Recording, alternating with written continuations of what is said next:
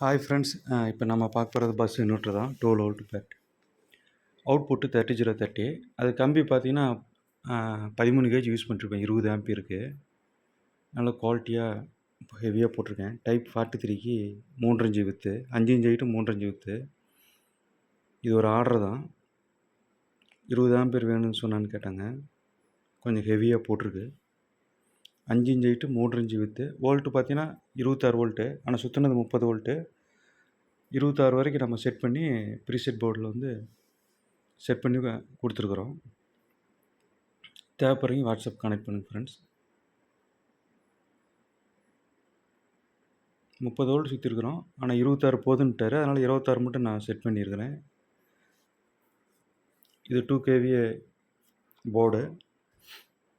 நல்ல ஹெவியான போர்டு தான். 43க்கு 3 இன்ச்சு வித்து, 12 வோல்ட்டு 30, 230, 20 ஆம்பியர்.